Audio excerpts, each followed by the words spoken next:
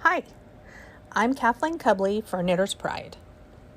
I'm working on the heel-toe do-si-do pattern by the Crazy Sock Lady, and I thought I'd show you a time-saving trick for knitting a slip stitch heel. I do the knitting and the slipping at the same time.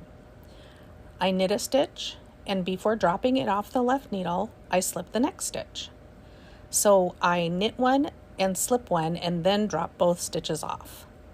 So knit, slip, drop off both stitches.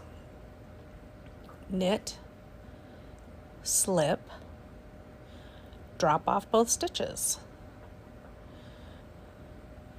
I find this to be a really fluid motion for knitting slip stitch patterns, whether it's a heel flap or a mosaic knitting pattern.